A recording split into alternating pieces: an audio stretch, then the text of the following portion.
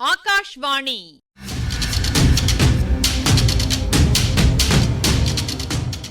பொன்னியின் செல்வங்கள் வாசிப்பும் ஆய்வும். வாசிப்பவர் ராமசுவாமி சுதர்சன் அவர்கள்.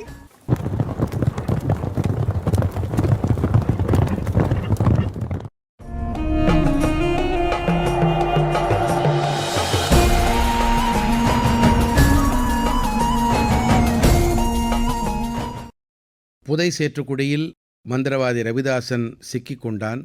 அவனை அப்படியே விட்டுவிட்டு போவது என்று பூங்குழலி தீர்மானிக்க, அவளுடைய அத்தானான சேந்தன் அமுதனோ, ஐயோ பாவம், அவனை இப்படியே விட்டுவிட்டா செல்வது என்று பரிதாபப்பட்டு ஏதாவது உத்தியை செய்ய வேண்டும் என்றபோது, உடனே பூங்குழலி அவனுடைய மேல் துண்டை வாங்கி கொண்டு, ஏ மந்திரவாதி, இதோ பார், இந்த துண்டின் முனையை பிடித்து கொண்டிரு.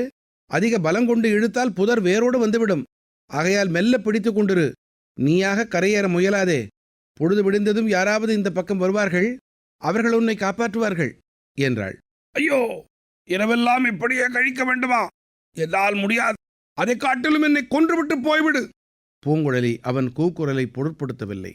சேந்தன் அமுதனை கையை பிடித்து இழுத்து கொண்டு வந்த வழி திரும்ப ஓடத் தொடங்கினாள். அவர்கள் மேட்டின் மேல் ஏறி அப்பால் காட்டில் இறங்கும் வரையில் மந்திரவாதியின் ஓலக்குரல் கேட்டுக்கொண்டே இருந்தது. அந்த குரல் மறைந்த பிறகு, அத்தான், நல்ல சமயத்தில் வந்து சேர்ந்தாய். நீ எப்படி இங்கு வந்தாய்? எதற்காக என்று பூங்குழலி கேட்டாள். பாதாளச் சிறை அனுபவத்துக்குப் பிறகு தஞ்சாவூரில் இருக்க எனக்கு பிடிக்கவில்லை. அடிக்கடி பழுவூர் வீரர்களும் ஒற்றர்களும் வந்து தொல்லை கொடுத்து கொண்டிருந்தார்கள். ஆகையால் பழையாறைக்கு போனேன். குந்தவை தேவி என்னை இவ்விடம் அனுப்பினார். இளவரசருக்கு அபாயம் அதிகமாயிருப்பதாகவும், ஆகையால் அவரை நாகைப்பட்டினம் சூடாமணி விகாரத்தில் கொண்டு போய் சேர்த்துவிட்டு வரும்படியும் வந்தியத்தேவனிடம் சொல்லும்படி சொன்னார். எனக்கும் உன்னை பார்த்து உன் பாட்டை கேட்க வேண்டும் என்ற ஆசையாயிருந்தது. பாட்டு கேட்பதற்கு நல்ல சமயம் பார்த்தாய். இளைய பிராட்டி கூறியது உண்மைதான். இளவரசருக்கு ஏற்பட்டிருக்கும் கண்டங்கள் இப்படி அப்படி அல்ல. பகைவர்களின் சூழ்ச்சிகளோடு குளிர்காய்ச்சல் வந்துவிட்டது. ஆமாம், நானும் தான் பார்த்தேன். நாங்கள் 2 பேருமாக அவரை தூக்கி கொண்டு போய் மறைந்த மண்டபத்தில் சேர்த்தோம். அதற்கு ரொம்ப கஷ்டப்பட்டு போனோம். பூங்குழலி, நாகைப்பட்டினம் சூடாமணி விகாரத்துக்கு புத்த பிக்ஷுக்கள் வைத்திய சாஸ்திரம் நன்கு அறிந்தவர்கள். இளவரசரை குணப்படுத்தி விடுவார்கள். நாகைப்பட்டினத்துக்கு எப்படி கொண்டு போய் சேர்ப்பது? கால்வாய் வழியாகத்தான். கால்வாய் வழியாக எப்படி போவது? படகை தொலைத்து விட்டீர்களே. படகு தண்ணீரில் மூழ்கித்தானே இருக்கிறது. திரும்ப எடுத்து விட்டால் போகிறது. அப்படியானால் இன்று ராத்திரியே கிளம்பிவிட வேண்டியதுதான். அந்த சிறிய படகில் நாம் எல்லோரும் போக முடியாதே. வேண்டியதில்லை பூங்குழலி, அதெல்லாம் நாங்கள் பேசி முடிவு செய்துவிட்டோம். வல்லவரையன் இங்கிருந்து நேரே பழையாறைக்கு போவான். நானும் நீயும் இளவரசரை படகில் ஏற்றி நாகைப்பட்டினம் கொண்டு போய் சேர்க்க வேண்டியதுதான். பூங்குழலிக்கு புல்லரித்தது. மீண்டும் இளவரசருடன் பிரயாணம். கால்வாயில் படகில் நாகைப்பட்டினம் வரையில். வழியில் அபாயம் ஒன்றும் ஏற்படாமல் இருக்க வேண்டும். இருவரும் மறைந்த மண்டபத்தை அடைந்தார்கள். மண்டபத்தை நெருங்கியதும் சேந்தன் அமுதன் பலமாக கையை தட்டினான். யாரங்கே என்று வந்தியத்தேவனுடைய கடுமையான குரல் கேட்டது. நான் தான், சேந்தன். இன்னும் யார்? என் மாமன் மகள். வந்தியத்தேவன் மண்டபத்தின் வாசலில் வந்து எட்டி பார்த்தான். வேறு யாரும் இல்லையே? இல்லை. ஏன் சந்தேகம்? மெல்ல பேசுங்கள். இளவரசர் தூங்குகிறார். கொஞ்ச நேரத்துக்கு முன்னால் இங்கே யாரோ ஒருவன் வந்தான். நீதானாக்கும் என்று நினைத்து வெளியே வந்தேன். நீ இல்லை. மந்திரவாதியைப் போல தோன்றியது. அப்புறம்? அந்தச் சமயம் உன் பாட்டின் குரல் கிளம்பியது. பாடுவதற்கு நல்ல நேரம் பார்த்தாய் என்று எண்ணிக்கொண்டேன். நல்ல வேளையாக அதை மந்திரவாதியும் கேட்டுவிட்டு திரும்பி போனான். அவனை நீங்கள் பார்த்தீர்களா? பார்த்தோம். அவனை என்ன செய்தீர்கள்? நான் ஒன்றும் செய்யவில்லை. இவள்தான் அவனை புதை சேற்று குழியில் இடுப்பு வரையில் இறக்கி நிறுத்திவிட்டு வந்திருக்கிறாள். இவளுடைய குரல் கூட கொஞ்சம் கேட்டதே. ஆம், பூங்குழலியும் ஒரு பாட்டு பாடினாள். அதை கேட்டதும் இளவரசருக்கு சுய உணர்வு வந்தது போல தோன்றியது. யார் பாடுகிறது என்று கேட்டார். ஓடக்கார பெண் என்றேன். பாட்டை கேட்டுக்கொண்டே தூங்கிவிட்டார். பூங்குழலிக்கு மீண்டும் மெய் சிலிர்த்தது. இவள் பாட்டு மட்டும்தானா பாடினாள்? ஆந்தை போலவும் கத்தினாளே. அதுவும் என் காதில் விழுந்தது. காட்டில் ஏதோ அதிசயம் நடைபெறுகிறதுன்னு நினைத்து கொண்டேன். நீங்கள் அத்தானும் மாமன் மகளும் வசந்தோத்சவம் கொண்டாடுகிறீர்களோ என்று நினைத்தேன். இது என்ன வீண் பேச்சு என்றாள் பூங்குழலி. வேறென்ன செய்வது? இரவை எப்படியேனும் கழித்தாக வேண்டும் என்றான் வந்தியத்தேவன். இல்லை, பொழுது விடிந்து இங்கே இருந்து தப்பிப்போவது பிழைக்க முடியாது. ராத்திரியே புறப்பட்டாக வேண்டும். அந்தச் சமயம் எங்கேயோ வெகு தூரத்தில் நரிகள் ஊளையிடத் தொடங்கின. அந்த ஊளை சப்தத்துக்கு இடையில் ஆந்தையின் குரல் ஒன்றும் கேட்டது. சேந்தன் அமுதன் நடுங்கினான். அவன் மனக்கண்ணின் முன்னால் மந்திரவாதி சேற்றில் புதைந்திருப்பதும், அவனைச் சுற்றி நரிகள் ஊளையிட்டுக் கொண்டு நெருங்கி நெருங்கி வருவதும், மந்திரவாதி ஆந்தையைப் போல கத்தி நரிகளை விரட்டிப் பார்ப்பதும் தென்பட்டன.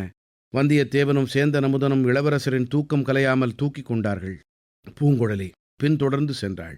கால்வாயின் கரையை அவர்கள் அடைந்தபோது சந்திரன் உதயமாகியிருந்தது. கரையில் இளவரசரை ஒரு மரத்தின் பேரில் சாய்ந்து படுக்க வைத்தார்கள். பூங்குழலியை அவர் பக்கத்தில் இருக்கச் செய்துவிட்டு வந்தியத்தேவனும் சேந்தன் அமுதனும் தண்ணீரில் இறங்கினார்கள். முழுகிப் போயிருந்த படகை மிகவும் பிரயாசையுடன் மேலே எடுத்து கரையோரமாக கொண்டு வந்தார்கள். இளவரசர் கண் விழித்தார். மிக மெல்லிய குரலில், தாகமாயிருக்கிறது என்றார். பக்கத்தில் இருந்து அவரை பார்த்து கொண்டிருந்த பூங்குழலி கெண்டியிலிருந்த பாலை அவருடைய வாயில் ஊற்றினாள். சிறிதளவு பால் அருந்திய பிறகு இளவரசர், பூங்குழலி, நீதானா? சொர்க்கலோகத்தில் யாரோ ஒரு தேவ கன்னிகை என் வாயில் அமுதத்தை ஊற்றுவது போல தோன்றியது என்றார். கற்பக விருட்சம் பூங்குழலியின் மீது வர்ண மலர்களைச் சொரிந்தது. தேவலோகத்து கின்னரி வாத்தியங்கள் இன்ப கீதங்களைப் பொழிந்தன. ஏன், பூங்குழலியின் மேனி நரம்புகளே யாழின் நரம்புகளாகி தெய்வகானம் இசைத்தன. இளவரசரின் கனிவு செறிந்த மொழிகள் அவளுக்கு அத்தகைய போதையை அளித்தன. இளவரசே, நான் தேவலோக கன்னிகை அல்ல, ஏழை ஓடக்காரப் பெண். தாங்கள் அருந்தியதும் தேவலோகத்து அமுதமல்ல, குழகர் கோயிலில் கிடைத்த பால் அமுதம் என்றாள். நீ தேவலோக கன்னிகை இல்லை என்றால் நான் நம்பி விடுவேனா? வருணனின் திருப்புதல்வி அல்லவா நீ? சமுத்திரகுமாரி, எத்தனை தடவை எனக்கு நீ உயிரளித்திருக்கிறாய். உனக்கு நான் என்ன கைமாறு செய்யப் போகிறேன் என்றார் இளவரசர். ஐயா, இன்னும் ஒரு பகலும் ஓர் இரவும் தங்களுடன் இருக்க இந்த ஏழையை அனுமதிக்க வேண்டும் என்றாள் பூங்குழலி. அது எப்படி முடியும்? உடனே நான் பழையாறைக்கு புறப்பட வேண்டுமே என்றார் இளவரசர். இல்லை இல்லை, தங்களை நாகைப்பட்டினத்துக்கு அழைத்துச் செல்லும்படி செய்தி வந்திருக்கிறது. யாரிடமிருந்து? இளைய பிராட்டியிடமிருந்துதான். அது யாரங்கே? இன்னொருவன், வந்தியத்தேவனுடன் படகை இழுத்து வருகிறவன். என் அத்தான் சேந்தன் அமுதன். இளைய பிராட்டி அவனிடம்தான் செய்தி அனுப்பியிருக்கிறார், தங்களை நாகைப்பட்டினத்தில் உள்ள சூடாமணி விகாரத்துக்கு அழைத்துச் செல்லும்படி. ஆஹா, என் தமக்கையின் மனம் மாறிவிட்டதா? எனக்கு முடிசூட்டும் ஆசை அகன்று விட்டதா? வெகு காலமாக எனக்கு புத்த சங்கத்தில் சேர வேண்டும் என்ற ஆசை உண்டு. புத்த சங்கத்தில் சேர்ந்து பிக்ஷுவாவேன். தூர தூர தேசங்களுக்கு யாத்திரை செய்வேன். சாவகம், கடாரம், மாயிருடிங்கம், மாபப்பாளம், சீனம். ஆஹா, என்னுடைய பாக்கியமே பாக்கியம். பூங்குழலி, வா போகலாம் என்று கூறி இளவரசர் எழுந்து நின்றார். அவருக்கு இன்னும் முழு நினைவு வரவில்லை. ஜுர வேகத்திலேயே பேசுகிறார் என்று பூங்குழலி சந்தேகித்தாள். அதே சமயத்தில் தூரத்தில் ஓலமிடும் குரல் ஒன்று கேட்டது. இளவரசர் திடுக்கிட்டு நின்று, பூங்குழலி, அதென்ன என்றார். ஆந்தை கத்துகிறதையா என்றாள். இல்லை, அது மனித குரல். ஏதோ பெரும் அபாயத்தில் சிக்கியவனின் அபயக்குரல். அவனை காப்பாற்றிவிட்டு போகலாம். புத்த சங்கத்தில் சேருவதற்கு முன்னால் ஒரு புண்ணிய காரியம் செய்யலாம் என்று இவ்விதம் கூறிவிட்டு இளவரசர் பாய்ந்து ஓட முயன்றார். அந்த முயற்சியில் திடீரென்று கீழே விழுந்தார். பூங்குழலி அவரை தாங்கிக் கொண்டாள். படகை கரை சேர்ந்தவர்கள் இருவரும் ஓடி வந்தார்கள். மீண்டும் உணர்ச்சியை இழந்துவிட்ட இளவரசரை அவர்கள் மெதுவாக தூக்கி கொண்டு போய் படகில் பத்திரமாகச் சேர்த்து படுக்க வைத்தார்கள். கால்வாயில் படகு போக ஆரம்பித்தது. இளவரசரை தவிர்த்து மற்ற மூவரும் இடநெருக்கடியுடன் அதில் உட்கார்ந்திருந்தார்கள். வந்தியத்தேவன், பூங்குழலி, 4 பேரை இந்த படகு தாங்குவது கடினம். எப்படியும் நான் உங்களிடம் விடை பெற்றுக் கொள்ள வேண்டியவன். இங்கேயே இறங்கிக் கொள்கிறேன். இளவரசரை பத்திரமாக கொண்டு போய் சேர்ப்பது உங்கள் பொறுப்பு.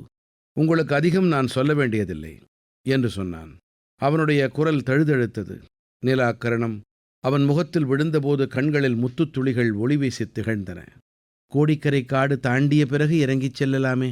என் குதிரையையும் அங்கேதான் நிறுத்தி வைத்திருக்கிறேன். அடையாளம் நினைவிருக்கிறதல்லவா என்றான் சேந்தன் அமுதன். வேண்டாம், நான் இங்கேயே இறங்கிக் கொள்ளுகிறேன். குழகர் கோயில் பிரகாரத்தில் சற்று நேரம் படுத்து தூங்கிவிட்டு பொழுது விடுவதற்குள் எழுந்து புறப்படுகிறேன். இல்லாவிடில் நாளைக்கு பிரயாணம் செய்ய முடியாது. வழியில் எவ்வளவு தடங்கல்களோ என்றான் வந்தியத்தேவன்.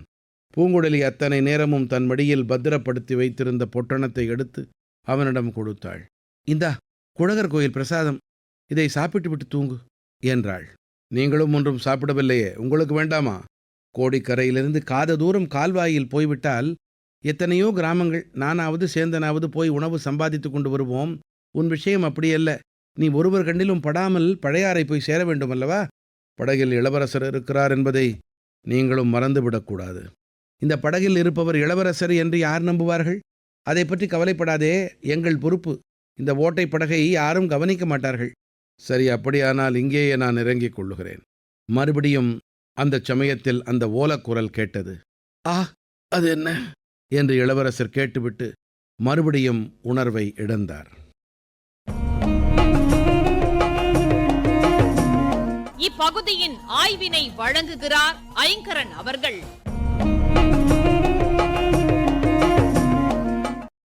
நந்தினிய ராக்கமா சந்திச்ச கட்டத்துல இருந்து இப்ப வரை நடந்திருக்கிற நிகழ்ச்சிகளை பார்ப்போம். 2 பேரும் குழகர் கோயிலிருந்து வெளியே வந்தாங்க. மறைந்த மண்டபம் வரை போன ரவிதாசன் பூங்குழலின் பாட்டை கேட்டு திரும்பிட்டான்.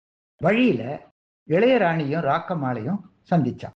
அவங்க பேசிக்கிட்டதை தான் பூங்குழலி கேட்டுக்கிட்டு இருந்தா. அதாவது கோவில் பிரசாதத்தையும் பாலையும் வாங்கிக்கிட்டு வரும்போது. உரையாடல் முடிஞ்சதும் அவளை பின்தொடர்ந்து வந்தான் ரவிதாசன்.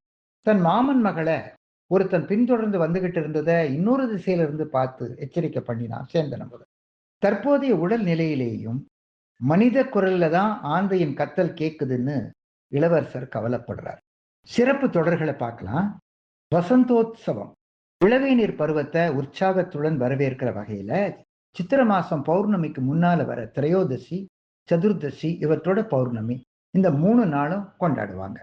திருமலை, திருப்பதி, காஞ்சிபுரம் இங்கெல்லாம் அபிஷேகம், திருமாட வீதி உலா, வசந்த மண்டபத்துல ஆஸ்தானம், இப்படி பல சிறப்பு அம்சங்கள் இந்த உற்சவத்துக்கு உண்டு. தேவலோகத்து கிண்ணறி வாத்தியங்கள் 12 காலமா நிலவி வந்த தொன்மை கருத்துகள்ல தேவலோக இசைக்கலைஞர்கள் பற்றின செய்திகள் ரொம்ப சுவையானவை. கந்தர்வர் பாடகர்களாகவும் கிண்ணறர்கள் வாத்தியம் வாசிப்பவர்களாகவும் சித்தரிக்கப்படுறாங்க. சம்பந்தர், பெரியாழ்வார், கருவூர் தேவர், சேக்கிழார் ஆகியோர் கிண்ணறம்ங்கிற சொல்ல பல இடங்கள்ல குறிப்பிடுறாங்க.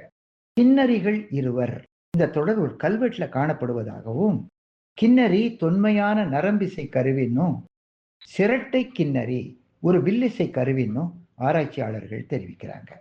சாவகம் இன்றைய பேரு ஜாவா, தென்கிழக்கு ஆசியாவில் இருக்கிற தீவு கூட்டத்துல இந்தோனேஷியாங்கிற பகுதியில ஒரு தீவு. கடாரம் இன்றைய கேதா மாநிலம் மலேசியாவின் வடமேற்குல இருக்குது. மாயுருடிங்கம், ஜிலோடிங் என்கிற தொன்மையான பெயரின் அடிப்படையில இது மத்திய மலேயா பகுதின்னு ஊகிக்கிறாங்க. மாப்பப்பாளம் மலேயாவின் வடபகுதியில கிரா பூசந்தி, அதாவது நில இடுக்குக்கும் பர்மா, அதாவது இன்றைய மியான்மரின் தென்பகுதிக்கும் இடைப்பட்ட இடமாக இருக்கலாம். இவையெல்லாம் ஆராய்ச்சிகள் வாயிலாக நமக்கு கிடைக்கிற செய்திகள்.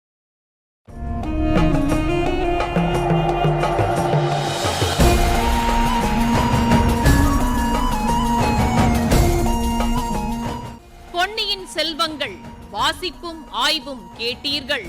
வாசித்தவர் ராமசுவாமி சுதர்சன் அவர்கள். ஆய்வினை வழங்கியவர் ஐங்கரன் அவர்கள். படைப்பு சென்னை வானொலி நிலையம்.